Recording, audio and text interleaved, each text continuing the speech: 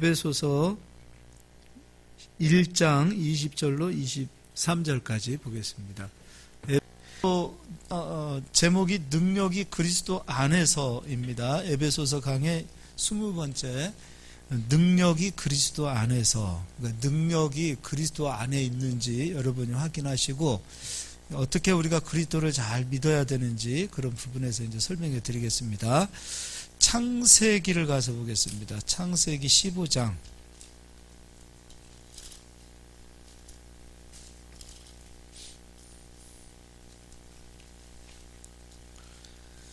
창세기 15장. 지금 창세기 15장은 지금 아브라함의 아들 이삭이랑 이스마엘이 있었을 때입니까? 없었을 때입니까? 없었을 때죠. 예. 아직 이삭이 주어지지 않았을 때예요. 근데 하나님은 아브라함아 너의 후손을 하늘의 별처럼 또 바다의 모래처럼 또 그렇게 말씀하시죠. 너의 후손을 번성하게 하실 것이다. 하나님께서 말씀하셨는데 아직 아브라함에게는 자식이 없었단 말이에요. 근데 하나님은 말씀하셨습니다. 너의 후손을 그것도 한두 명이 아니라 너의 후손을 하늘의 별처럼 많게 하겠다 이렇게 말씀하셨어요. 그때 이제 하나님께서 그런 말씀을 하시자 아브라함이 하나님 내가 이것을 무엇으로 믿어야 하겠습니까? 그 얘기를 한단 말이죠. 하나님 이렇게 말씀하시는데 그 말씀의 증거가 무엇입니까? 또는 그 약속이 무엇입니까? 그 얘기가 되겠죠. 그때 이제 하나님께서 그런 말씀하세요. 야, 너 나를 위해서 저기 이제 제물이죠. 양도 가져오고 또 비둘기도 가져오고 또 염소도 있나요? 염소도 가져오고 3년 된 염소, 양, 비둘기, 집비둘기, 산비둘기를 가져와라. 이제 그런 말씀을 하십니다. 이제 이거는 한번 우리가 찾아보도록 하겠습니다. 15장 1절 제가 읽어드릴게요. 이후에 여호와의 말씀이 환상 중에 아브라함에게 임하여 이르시되 아브라함아 두려워하지 말라. 나는 내 방패요 너의 지극히 큰 상급이니라. 하나님께서 아브라함의 방패도 되어주시고 또 아브라함의 상급도 되어주시겠다고 말씀하셔요. 아브라함이 이르되 주 여호와여 무엇을 내게 주시려 하나이까? 나는 자식이 없사오니 나의 상속자는 이 다메섹 사람 엘리에셀이니이다. 그러니까 아브라함이 지금 하나님 앞에 지금 좀 감사한 마음인 것 같아요. 좀 서운한 것 같아요. 조금 서운한 게 있죠. 주신다고 하셨으면 빨리 주시지 왜 안 주시는 겁니까? 그 얘기잖아요. 그러니까 됐어요. 그냥 저기 엘리에셀 종이죠. 그냥 양자 삼아서 그냥 살을게요. 그 얘기하고 있는 겁니다. 우리도 그런 얘기 잘 하지 않아요? 하나님 앞에? 기도 응답 좀만 늦어지면 그냥 괜히 이렇게 한번 투정 부리잖아요. 근데 하나님께서 그렇게 투정 부리는 아브라함을 책망하지 않으세요. 다 받아주십니다. 또 3절 아브라함이 또 이르되 주께서 내게 씨를 주지 아니하셨으니 내 집에서 길린 자가 내 상속자가 될 것이니이다. 4절 여호와의 말씀이 그에게 임하여 이르시되 그 사람이 내 상속자가 아니라 내 몸에서 날 자가 내 상속자가 되리라 하시고 그를 이끌고 밖으로 나가 이르시되 하늘을 우러러 무뼈를 셀 수 있나 보라. 또 그에게 이르시되 내 자손이 이와 같으리라. 아브라함이 여호와를 믿으니 여호와께서 이를 그의 의로 여기시고 아브라함이 믿었다는 겁니다. 그래 하나님은 나의 후손을 이렇게 번성하게 하실 것이다. 이것을 믿었더니 하나님께서 아브라함의 그 믿음을 의로 여기셨다. 그 믿음을 의로 여기셨다는 거예요. 또 7절 또 그에게 이르시되 나는 이 땅을 내게 주어 소유를 삼게 하려고 너를 갈대아인의 우르에서 이끌어낸 여호와니라. 이렇게 이제 하나님이 말씀하세요. 그럼 이제 아브라함의 원래 고향은 어디예요? 갈대아 우르죠. 갈대아 우르는 지금 이제 바벨론 지역이라고 하잖아요. 티그리스 강과 유프라테스 강이 만나는 그 두 가지의 강이 섞이는 그 강을 우르라는 지역으로 이야기하는데 또 이 우르 지역을 가리켜서 역사학자들은 메소포타미아 문명 이렇게도 얘기합니다. 문명이 가장 먼저 시작되어진 아주 번성한, 요즘 말로 하면은 서울과 같은 곳이에요. 우리나라로 얘기하면. 근데 이제 이런 곳에서 이제 이스라엘 땅이 이렇게 홍해 바다가 있으면은 여기는 애굽이 되어지고, 그리고 이제 여기 이제 지중해가 이렇게 되어져 있으면 요단강이 있고, 이쯤이 이제 지금 현재로는 요르단이 되어지겠죠. 요르단. 그리고 이쯤은 지금 시리아가 되어지겠죠. 이쪽은 이제 레바논이 되어지겠고, 그리고 이쪽으로 가면 이제 유럽이 펼쳐지는 거죠. 이제 지금 이제 코로나 때문에 힘들어하는 뭐 그리스, 이탈리아가 다 이쪽에 있어요. 그럼 이제 이 땅이 이제 가나안 땅인데, 아브라함이 이제 하나님 앞에 이런 얘기를 합니다. 하나님 나에게 후손을 주신다고 말씀하셨고, 하나님께서 이 땅을 나의 후손들에게 주신다라고 약속하신 증거는 어떻게, 그 약속은 어떻게 하실 것입니까? 라고 아브라함이 물어봐요. 이제 그것도 읽어보자고요. 8절. 그러니까 아브라함이 참 대단한 믿음의 조상이라는 이유가 그냥 된 게 아니에요. 그가 이르되 주 여호와여 내가 이 땅을 소유로 받을 것을 무엇으로 알리이까? 9절. 여호와께서 그에게 이르시되 나를 위하여 3년 된 암소, 암소도 하나 들어가 있네요. 암소, 그리고 암염소, 그리고 양, 비둘기 이렇게 되어 있겠죠. 여호와께서 그에게 이르시되 나를 위하여 3년 된 암소와 3년 된 암염소와 3년 된 수량과 산비둘기와 집비둘기 새끼를 가져올지니라. 아브라함이 그 모든 것을 가져다가 그 중간을 쪼개고 그 쪼갠 것을 마주 대하여 놓고 그 새는 쪼개지 아니하였으며. 그럼 이제 암소, 염소, 양 이 모든 것들 중간을 쪼갰단 말이에요. 그럼 이제 이거는 애굽에서도 그렇고 가나안 땅에도 그렇고 바벨론, 우루가 지역이었던 바벨론 땅에서도 사람과 사람과의 어떤 약속을 하게 되어지면 짐승을 가지고 와서 중간을 쪼갭니다. 그러면 이 약속을 우리가 서로 어기게 되어질 때는 약속을 어긴 자는 이처럼 쪼개지는 겁니다 라는 증표로 그 당시에 나라들마다 다 사용했던 거예요. 그러니까 하나님께서는 이 재물을 가져와라 라고 말씀했는데 쪼갠 일은 누가 했어요? 아브라함이 했어요. 그러니까 하나님께서는 이 모든 것을 가져와 라고 얘기했고, 그런데 아브라함이 가져다가 중간을 그냥 쪼개버렸단 말이에요. 그리고 다 펼쳐놨고, 근데 그 쪼갠 사이에 이제 우리가 말하고 있는 이제 횃불 언약이 창세기 15장인데, 하나님께서 이 아브라함이 쪼갠 고기 사이로 이제 횃불을 가지고 지나가는 그 기간이 빨리 지나간 거예요? 아니면 오래 걸린 거예요? 그냥 쪼개자마자 하나님이 지나가셨을까요? 아니면 한참 있다 지나가셨을까요? 그거는 한번 찾아볼까요? 네. 자,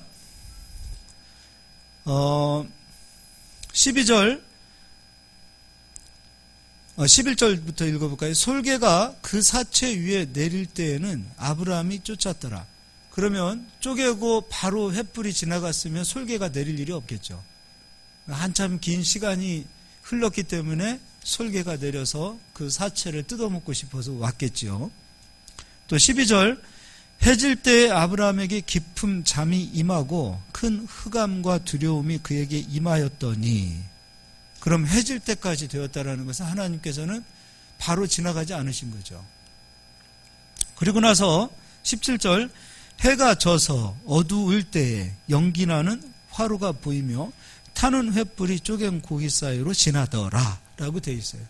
그러면 아브라함은 고기를 가져다가 쪼갰는데 그 쪼갠 고기 사이로 횃불이 지나가는 그 일을 하나님이 하시는데, 이때 쪼갠 고기 사이로 횃불이 지나가기까지의 시간은 그냥 정확하게 몇 시간 그렇게 나와 있지는 않지만 그래도 상당히 오랜 시간 동안에 하나님께서는 뭔가 망설이셨다라는 거잖아요. 그렇잖아요? 그러니까 우리 하나님이 망설이셨다라는 것을 여러분 한번 생각해 보세요. 그렇다면 도대체 아버지가 왜 망설이셨을까? 아버지는 어떤 생각을 하셨던 것일까? 이런 것들을 한번 조금 생각해 보자고요. 우리가 이제 그냥 막 성경을 믿으라 해서 믿는 게 아니고 한번 그래도 우리는 이성을 가졌기 때문에 생각을 좀 해봐야 됩니다. 자, 이제 13절도 읽어볼게요. 제가 읽어드립니다. 여호와께서 아브라함에게 이르시되 너는 반드시 알라 내 자손이 이때 자손은 지금 현재 아브라함에겐 자손이 있어요 없어요? 없어요. 근데 자손이 생긴단 말이죠. 너의 자손이 이방에서 객이 되어 그들을 섬기겠고 그들은 400년 동안 내 자손을 괴롭히리라. 그럼 400년 동안 실제로 아브라함의 자손들은 어디가 있었어요? 애굽에 가 있었죠. 그래서 400년 동안 야곱과 함께 야곱의 모든 자녀들이 애굽 땅으로 다 내려가죠. 근데 그 일에 또 쓰임받는 한 사람이 있잖아요. 요셉을 하나님이 들어서 쓰시고 또 요셉으로 인하여 야곱의 모든 가족이 이제 애굽 땅에 기거하게 되는데 그 기거하는 기간이 400년이다라는 거예요. 근데 이제 400년은 하나님의 계획 속에 들어가 있는 거였어요. 근데 왜 하나님께서 400년을 기다리셨던가?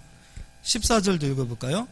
그들이 섬기는 나라를 내가 징벌할지며 그 후에 내 자손이 큰 재물을 이끌고 나오리라. 그리고 나서 너는 장수하다가 평안히 조상에게로 돌아가 장사될 것이요. 그럼 400년에 대한 이야기는 아브라함 얘기입니까? 후손에 대한 얘기입니까? 후손에 대한 얘기죠. 너는 평안히 들어가서 장사할 거야. 너의 후손들이 겪게 될 일들이야.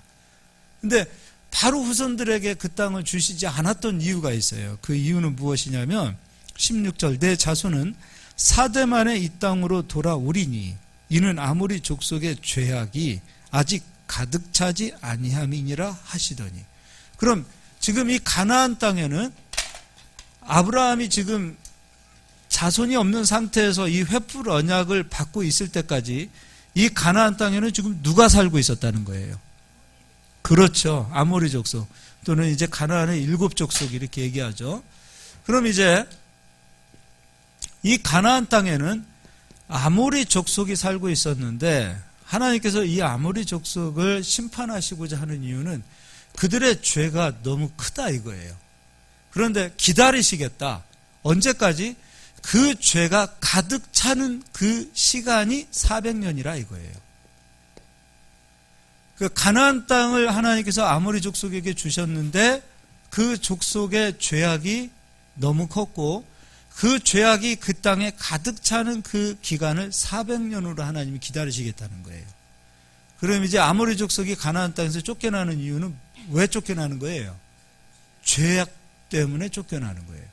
그러니까 그 죄값으로 아모리 족속은 가나안 땅에서 땅을 잃어버리고 쫓겨나는 그 상황이 되어진다는 거죠. 자, 그럼 이제 이거를 이제 보자고요.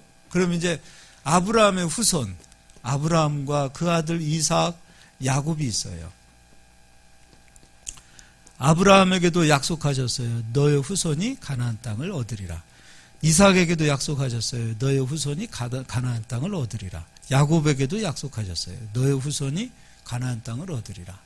그러면 아브라함도 이삭도 야곱도 그리고 아브라함, 이삭, 야곱의 모든 후손을 가리켜서 우리는 이스라엘 이렇게 이야기하는데 이스라엘 사람이나 아모리 족속이나 본질이 같아요, 달라요? 네, 한번 본질이 지난 시간에도 제가 설명해 드렸어요. 본질이 같아요, 달라요? 같죠? 이스라엘 사람이나 이쪽에 있는 애굽 사람이나 본질이 같아요, 달라요? 같죠? 여기 바벨론이죠. 지금 이라크, 이란. 그 사람들이나 이스라엘 사람들이나 본질이 같아요, 달라요? 같아요. 같습니다. 실제로 제가 이스라엘 가보니까 이스라엘 사람들 굉장히 신사적인 것 같으면서도 굉장히 엉뚱하고요. 그놈들이라네. 네. 아유,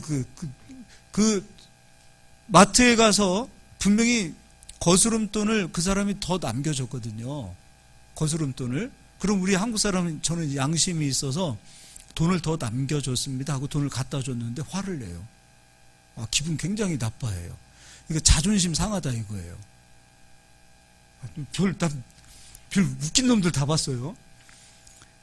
근데 그 사람들이나 우리나 온 세계 모든 사람들은 본질이 다 죄인이죠.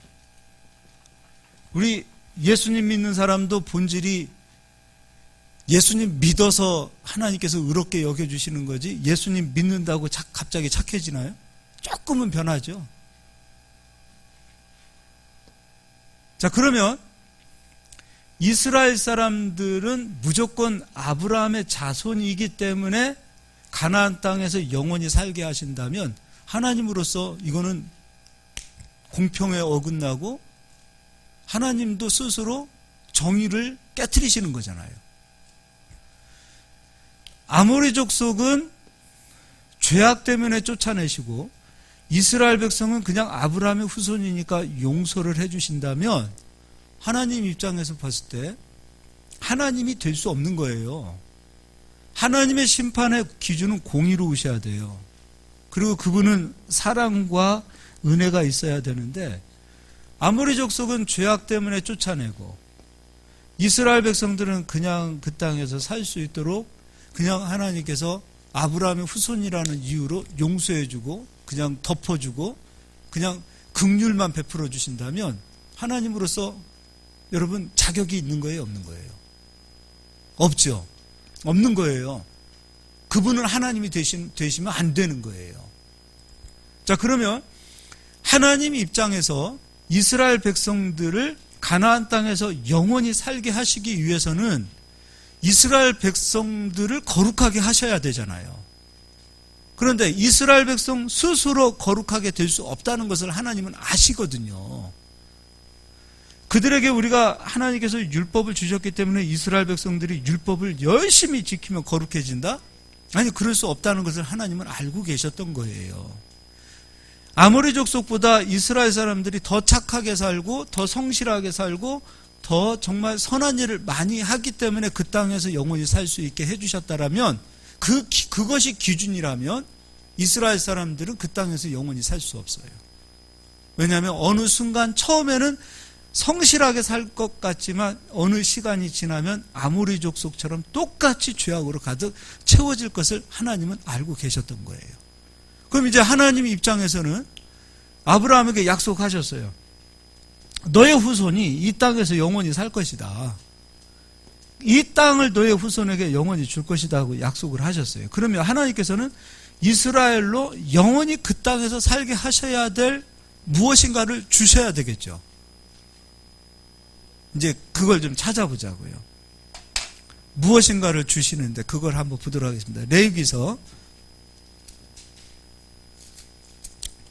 9장입니다.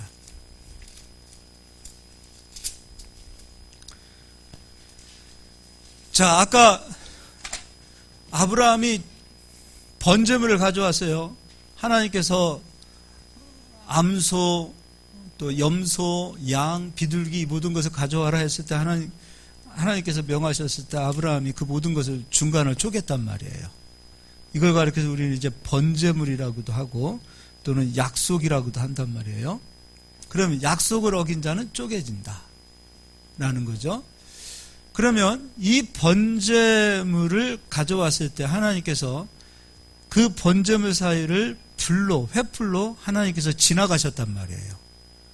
이것이 이스라엘 백성들로 영원히 이 땅에서 살게 하고자 하는 하나님의 약속이었단 말이에요.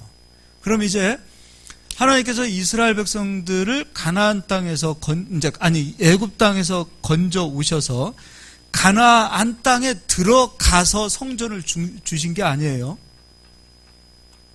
가나안 땅 들어가기 전에 광야에서 이스라엘 백성들에게 십계명을 주셨고 하나님의 말씀에 순종하면 뭐가 되죠?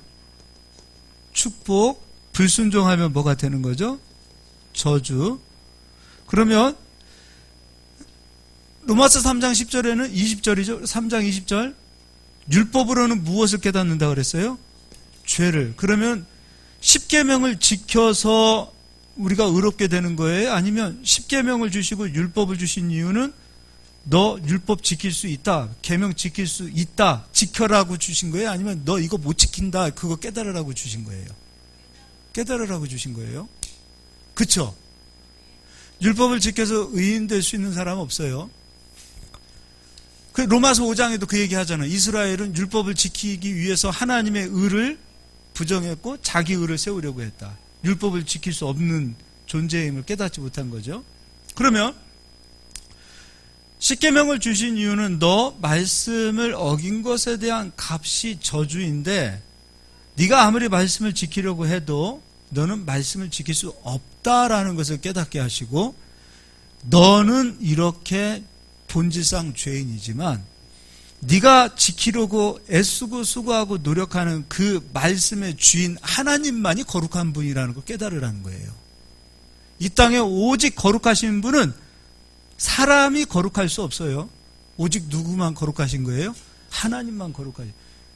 이만희가 거룩할 수 있어요? 안 되는 거예요. 사람의 씨로 온 자는 본질상 다 죄인이에요. 그들은 구원자가 될 수 없는 거예요. 그 계명 뒤에 이것도 이제 계속 지금 에베소서 2장 계속 이거 설명해 드릴 거예요. 계명 뒤에 하나님께서 이스라엘 백성들에게 성막을 지으라 그랬어요.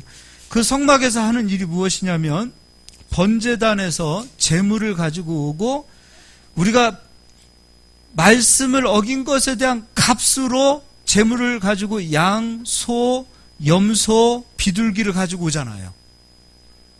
그리고 그 번제물은 여러분 알다시피 목 자르고 팔다리 자르고 배 가르고 가죽을 벗기고 내장 다 드러내서 모든 것을 번제단 위에 올려놓고 여기에 불이 그 번제물을 다 태울 때 그가 지은 모든 죄값을 하나님이 기억도 안 하시고 용서해 주시고 그에게 은혜를 베푸시고 그리고 그에게 불순종한 값을 아버지가 기억하지 않으시기 때문에 그에게는 말씀을 지키고자 했던 순종의 값으로 축복만 온다 이거예요. 그래서 십계명 주셨고 성막을 주셨고 제물로 하나님 앞에 용서를 받을 수 있는 제사법을 주신 거예요. 그러니까 이 법을 주셔서 가나안 땅에 집어넣어서 성전에서 하나님 앞에 예배드림으로 너희들이 이 땅에서 영원히 그 땅을 누리면서 사는 법으로 하나님이 이스라엘 백성들에게 이 법을 주셨다는 거예요. 이 법이 없이 이스라엘 백성들이 가나안 땅에 들어갔으면 가나안 땅에서 살 수 있는 거예요, 없는 거예요? 없죠. 살 수 없죠. 가나안 땅에서 아브라함의 후손들이 이 땅에서 영원히 살 수 있도록 하나님께서는 법을 주셨기 때문에 그리고 그 번제물로 인하여 하나님께서 죄를 용서해 주셨기 때문에 하나님께서는 이스라엘 백성들로 가나안 땅에서 영원히 살게 하셨다 이 말이에요. 무슨 말인지 이해가 되시죠? 자, 그럼 이제 번제물에 하나님께서 이 쪼갠 고이 이 사이로 지나간 거예요. 지나간 거예요. 불로 지나가신 거예요.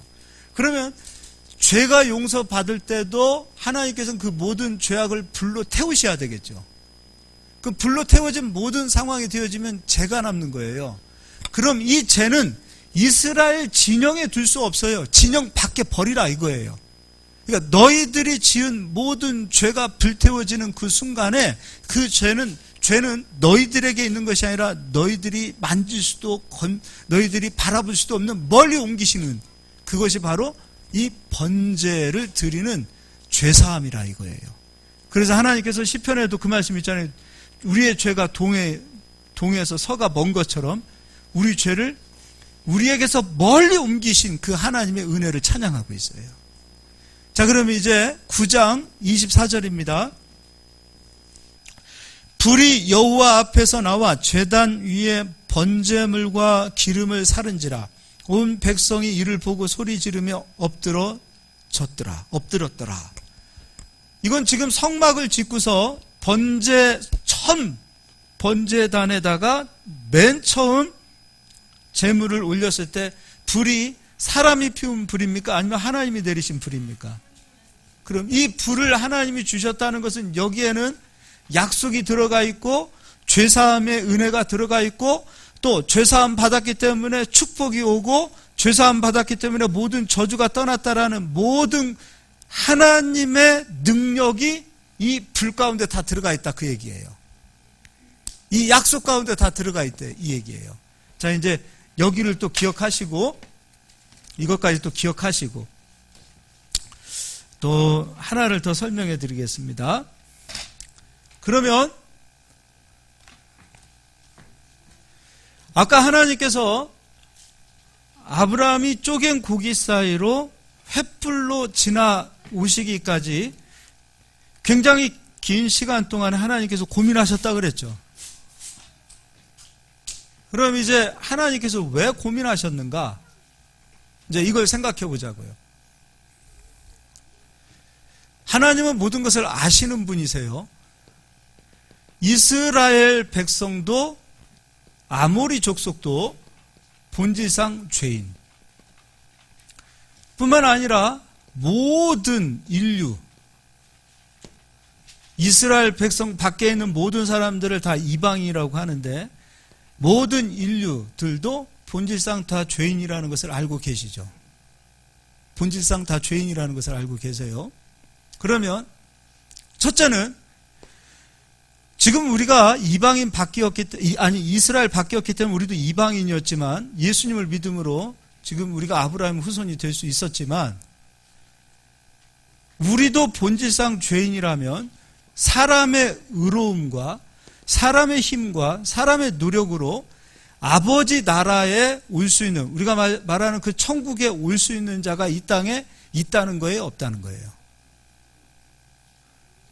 아버지 땅에 그 하나님 나라에 자신의 힘과 노력으로 자기 힘으로 착한 일하고 선한 일하고 자기 의로움으로 아버지 은혜 없이 자기 힘으로 올 수 있는 자는 이 땅에 한 사람도 존재하지 않는다는 것을 하나님은 아시죠? 그렇잖아요. 그러면 이제 이거를 아신다는 거죠. 그러면 이스라엘 백성들 때문에 하나님께서는 성전을 주셨다면, 그리고 그 성전에서 쪼갠 고기 사이로 불이 지나간 것처럼 성전에 죄사함이라는 그 은혜를 주셨다면,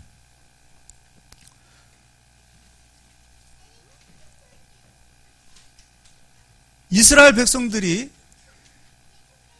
가나안 땅에서 드려지는 그 성전의 제사의 예배를 하나님께서 이제 받으시나요? 안 받으시나요?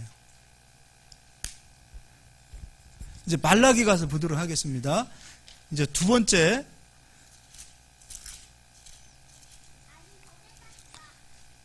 말라기서 1장 6절, 내 이름을 멸시하는 제사장들아, 나 만군의 여호와가 너희에게 이르기를, 아들은 그 아버지를, 종은 그 주인을 공경하나니 내가 아버지일진데 나를 공경함이 어디 있느냐?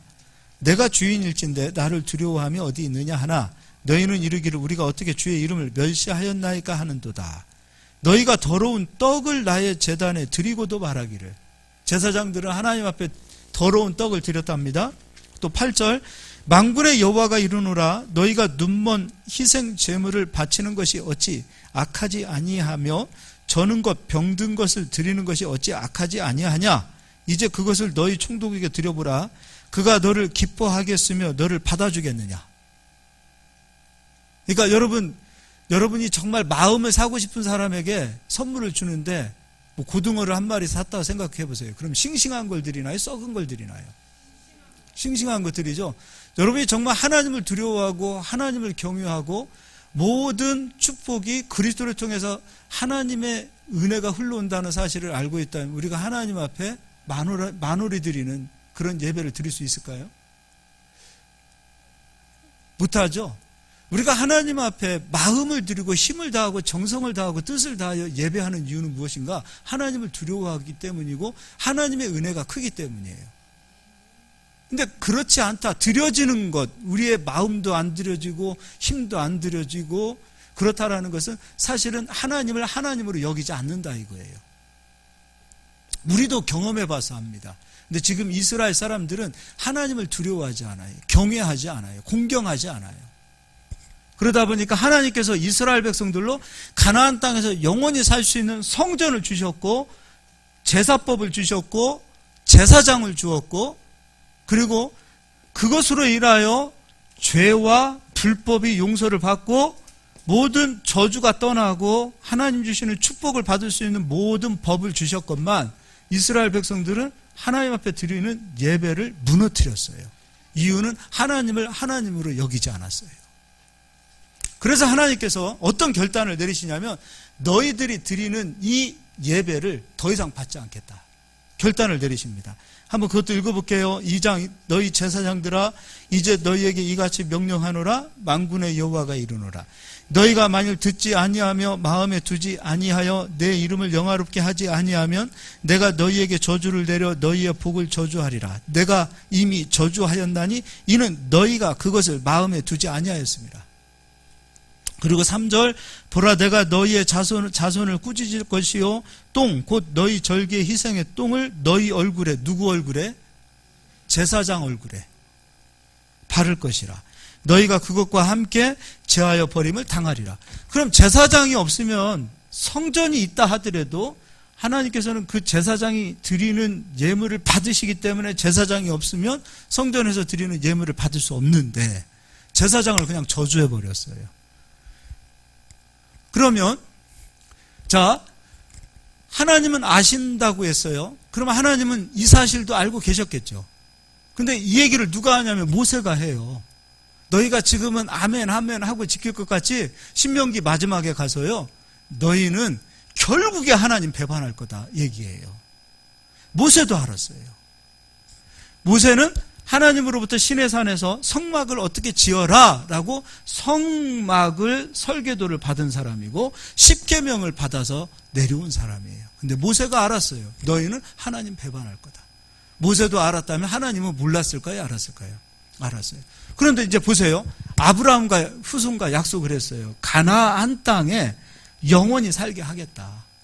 그러면 이스라엘 백성들이 가나안 땅에 영원히 살지 못하게 되어지는 때가 되어지면 누가 쪼개져야 되는 거예요? 약속을 어긴 사람이 쪼개져야 되는 거예요. 그럼 누가 쪼개지는 거예요? 아니, 아버지가 쪼개지셔야 되는 거잖아요. 이스라엘 백성들이 가나안 땅에서 영원히 살 수 있는 법은 단 하나, 성전인데, 성전의 법인데 그 성전에서 드려지는 제사를 아버지가 받지 않으시겠다라고 말씀하셨어요.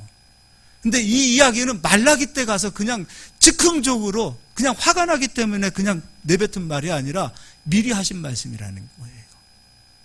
내가 아브라함 후손에게 가나안 땅을 줄 텐데 이 녀석들은 결국은 나를 배반할 텐데 그렇게 되어지면 그 땅에서 영원히 살 수 있는 법을 주고 성전을 주었어도 이들은 나를 멸시하고 성전을 멸시하고 제사를 멸시할 텐데 그럼 그들은 가나안 땅에서 쫓겨나야 될 텐데 그럼 나는 그들을 가나안 땅에 붙잡아주고 싶어도 공의의 하나님이기 때문에 그 땅에 그냥 붙들어줄 수 없기 때문에 나는 그 법을 어길 수밖에 없기 때문에 하나님은 쪼개지실 것을 알고 계셨던 거예요. 결국 이스라엘의 죄악과 불법과 하나님을 경외하지 않는 그 마음이 하나님을 쪼개시는 거예요.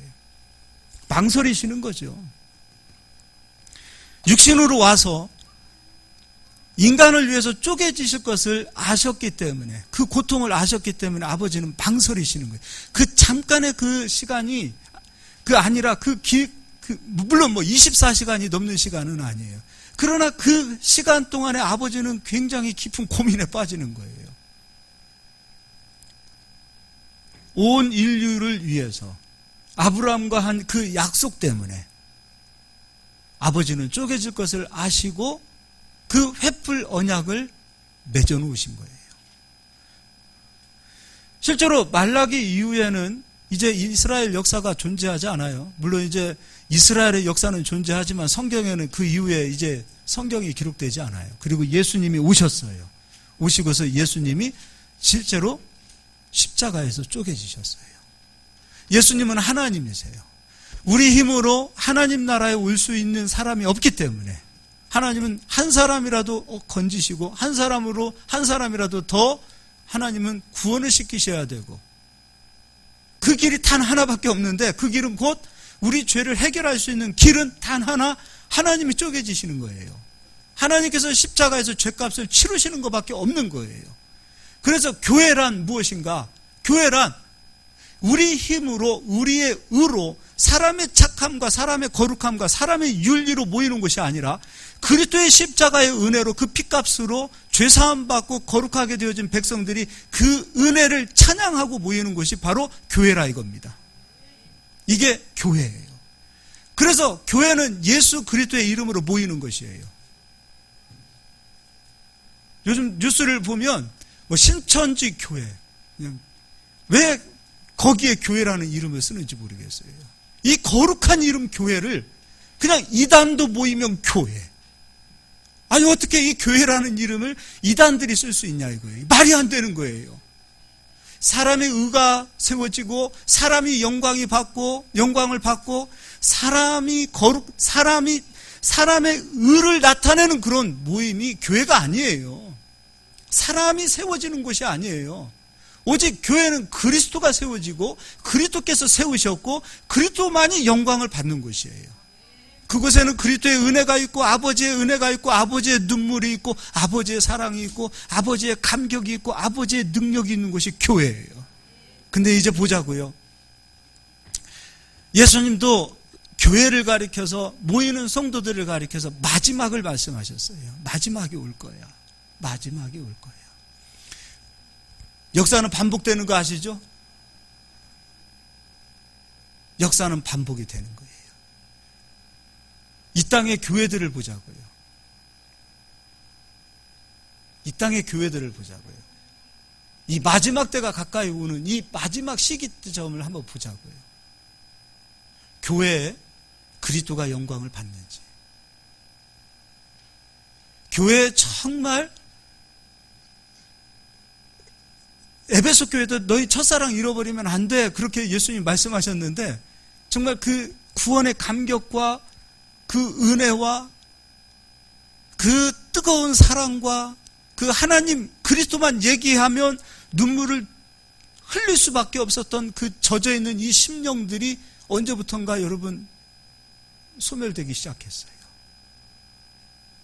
가장 귀한 것으로 드려도 시원찮은 판에 우리는 그 얘기잖아요. 찬양도 하잖아요. 몸밖에 드릴 게 없습니다라고 이렇게 얘기하는데 실제로 우리의 몸이 그리스도에게 교회에 와 있냐 이거예요.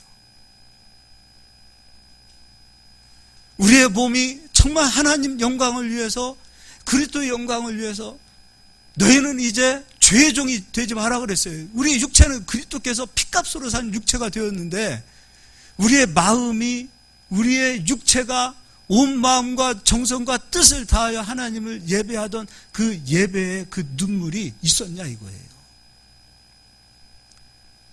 한국 교회가 이 정도면 여러분 전 세계는 어떠냐 이거예요. 전 세계는. 우리가 지금 코로나 얘기하고 있는데 지금 생각해 보자고요. 교회 보세요. 하나님께서 보셨을 때 지금 우리가 그동안에 예배를 잘 드린 것 같아요, 못 드린 것 같아요? 하나님 보셔. 우리 기준으로 말고 하나님이 보셨을 때 정말로 나라가 살고 민족이 살고 그 시대를 깨우는 것은 교회거든요. 교회가 죽으면 나라도 죽는 거거든요. 근데 정말 교회가 교회 노릇을 했냐 이거예요. 우리가 정말 교회에 그리스도의 이름을 높였냐 이거예요.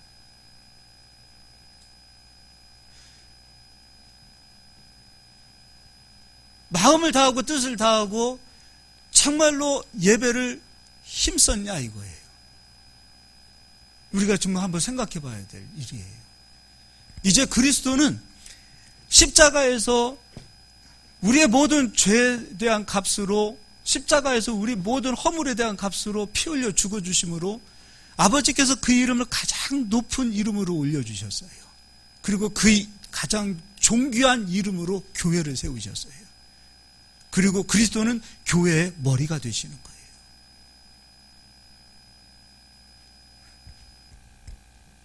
이런 상황이 되어지면 아버지가 예배를 흩으세요. 안 받으시는 거예요. 이스라엘 백성들이 그 성전을 잃어버렸을 때 얼마나 큰 눈물을 흘렸겠어요. 저 성전 지키려고 엄청 몸부림쳤어요. 근데 아버지는 흩으셨어요. 나 니들이 지은 그 화려한 돌로 지어지고 그 금과 은으로 찬란하게 지어진 그 성전에서 드리는 예배 다 안 받아. 이스라엘은 그 성전을 끝까지 붙들려고 했고 아버지는 흩으셨어요. 그리고 돌 하나도 돌 위에 남지 않도록 성전을 무너뜨리셨어요. 우리가 하나님 앞에 개떡처럼 예배를 드리면 아버지는 교회를 흩으세요. 사단이 흩어요? 웃기는 소리들 하지 마세요. 아버지가 아버지 이름을 망령되이 여기는 그곳에 예배를 받지 않으시는 거예요. 한국교회가 정부가 핍박을 한대요. 웃기는 소리 하고 있어요. 우리가 똑바로 행실을 했어 보세요. 사단이 핍박을 하고 있대요. 말도 안 되는 소리 하고 있어요. 우리가 예배를 예배되지 못하게 드리게 되어지면 아버지가 흩으세요. 사단 들어서 흩어버리고요. 정부 들어서 흩어버리고요. 권력을 들어서 흩어버리시는 분이 아버지세요. 로마를 데려다가 이스라엘의 성전을 무너뜨리신 것처럼. 우리가 잘못한 건 생각하지 않고 다 정부 탓하고 다 사단 탓을 하고 있고 다 마귀 탓을 하고 다 귀신 탓을 하고 있어요. 실질적으로 우리가 하나님 앞에 드려지는 예배가 무너졌다는 것은 다 생각하지 않아요.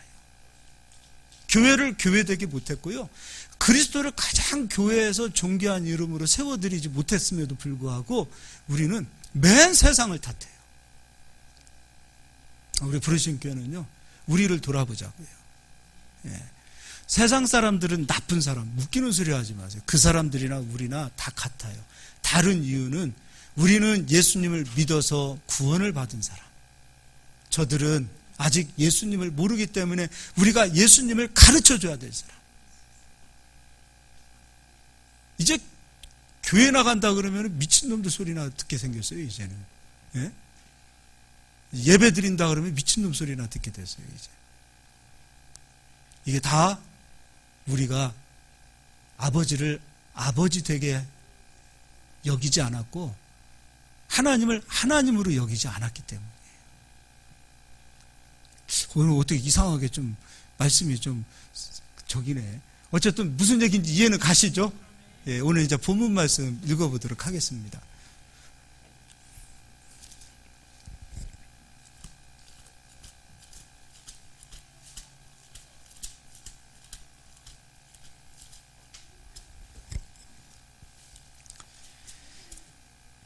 20절부터 읽겠습니다. 그의 능력이 그리스도 안에서 역사하사 죽은 자들 가운데서 다시 살리시고 하늘에서 자기의 오른편에 앉히사 모든 통치와 권세와 능력과 주권과 이 세상뿐 아니라 오는 세상에 일컫는 모든 이름에 뛰어나게 하시고 예수 그리스도의 이름을 가장 뛰어난 이름으로 높이셨어요. 우리가 함부로 진짜 우습게 여길 만한 그 이름이 아니에요. 가장 뛰어난 이름, 가장 존귀한 이름이에요. 저도 요즘 생각을 많이 해요. 요즘 막 고민이 많아요. 예전에는 예수님 이름만 딱 들어도 예수님만 생각해도 진짜 성경 보다가도 눈물을 뚝뚝 흘리고 그런 적이 있었는데 요즘은 성경 보면서 눈물이 안 나요. 그리고 솔직히 이게 지금 전하는 저도 똑같은 거예요. 말로는 이렇게 하고 있어도 예수님 얘기를 하면 이 예수님 그 예전에는 그 안에서 막 그 가슴에서 먹먹한 그런 게 있었는데 지금은 없어요. 그런 게 없는 거예요. 이게 도대체 이게 어떻게 됐냐 이거예요. 그것 때문에 속이 상하는 거예요. 그렇다가 내가 막 일부러 또 막 한다고 해서 또 되는 것도 아니고 왜 나는 잃어버렸을까? 예수님의 그 은혜를 나는 왜 잃어버렸을까? 그냥 시간 되니까 여기 와서 설교하고 시간 되니까 그냥 예배 인도하는 그런 사람으로밖에 변하지 않은 저의 모습. 저도 그러는데 내가 이름을 너무 존귀하게 여기지 못하는 그런 모습이 저 안에도 있는 것 같아요. 22절도 같이 읽겠습니다. 또 만물을 그의 발 아래에 복종하게 하시고 그를 만물 위에 교회의 머리로 삼으셨느니라. 23절 교회는 그의 몸이니 만물 안에서 만물을 충만하게 하시는 이의 충만함이니라. 할렐루야. 네. 여러분 그리스도의 이름을 존귀히 여기실 수 있기를 바랍니다. 그의 이름을 존귀하게 여기면 그분이 우리를 존귀하게 여기세요. 우리가 그분의 이름을 멸시하면 아버지는 우리 얼굴에 똥을 바르십니다. 제사장 얼굴에 똥을 바르신 것처럼 우리가 그분의 이름을 멸시하면 안 돼요. 가장 존귀하게 여기잖아요. 할렐루야. 우리 이 시간에 우리 한번 기도하도록 하겠습니다.